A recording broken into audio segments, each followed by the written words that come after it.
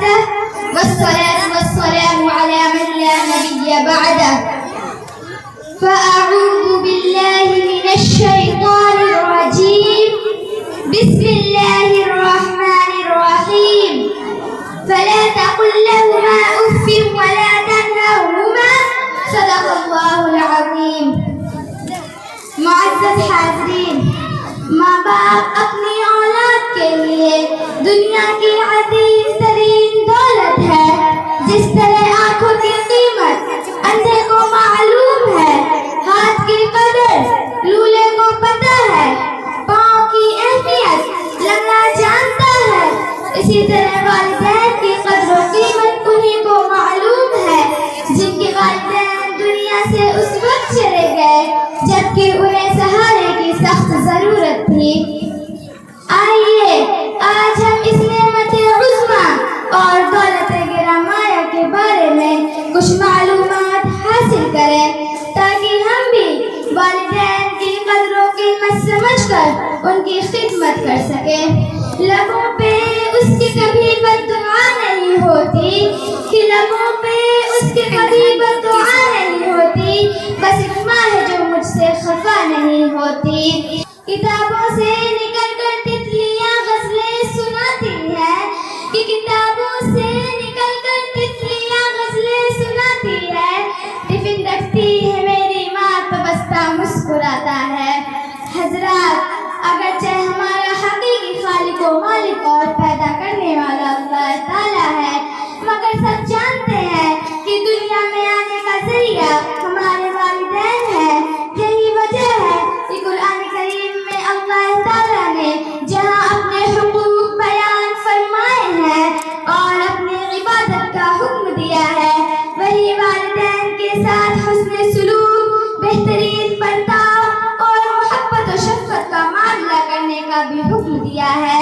ارشاد ربانی ہے، اور تم اپنے ماں باپ کو نہ جھڑکو، ان سے اف تک نہ کہو، ان کے لیے محبت و فرما برداری کا بازو جھکائے رکھو، ان کے ساتھ نرم نرم گفتگو کرو. ایک حدیث میں نبی کریم صلی اللہ علیہ وسلم نے فرمایا، وہ آدمی ذلیل و خوار ہو، پھر ذلیل و خوار ہو، پھر ذلیل و خوار ہو، یعنی ہلاک و برباد ہو. آپ سے پوچھا گیا، کون یا رسول اللہ؟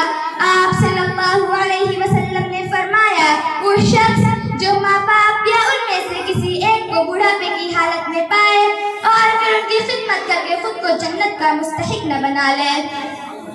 محترم بزرگوں اور دوستوں، بخاری شریف میں ہے کہ ایک صحابی نے آپ صلی اللہ علیہ وسلم سے پوچھا، یا رسول اللہ، من احق بحسن صحابتی؟ قال امک، قال ثم من؟ قال ثم امک، قال ثم من؟ قال ثم امک، قال ثم من؟ قال ثم ابوک. یعنی میرے حسن سلوک کا سب سے زیادہ مستحق کون ہے؟ آپ صلی اللہ علیہ وسلم نے فرمایا، تمہاری ماں. انہوں نے پوچھا، پھر کون؟ آپ صلی اللہ علیہ وسلم نے فرمایا، تمہاری ماں. انہوں نے پوچھا، پھر کون؟ آپ صلی اللہ علیہ وسلم نے فرمایا، تمہاری ماں.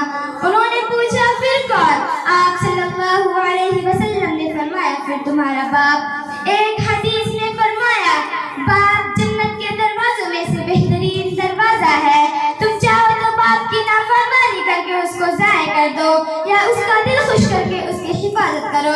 ایک حدیث میں آپ صلی اللہ علیہ وسلم نے فرمایا، جنت تمہاری ماں کے قدموں کے نیچے ہے. چلتی پھرتی ہوئی آنکھوں سے عزا دیکھی ہے کہ چلتی پھرتی ہوئی آنکھوں سے عزا دیکھی ہے، میں جنت تو نہیں دیکھی ہے، ماں دیکھی ہے.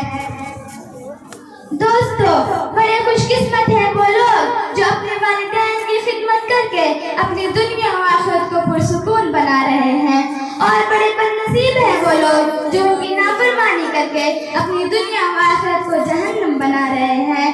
یاد رکھیے، جو لوگ ماں باپ کو ستاتے ہیں وہ بھی ایک دن ستائے جائیں گے. ماں باپ کو ستانا ایسا گناہ ہے جس کا عذاب دنیا میں بھی بہت جلد ملتا ہے اور آخرت کا عذاب الگ ہے. اللہ تعالی ہم سب کی حفاظت فرمائے اور نیک عمل کی توفیق عطا فرمائے. والسلام وما علینا الا البلاغ.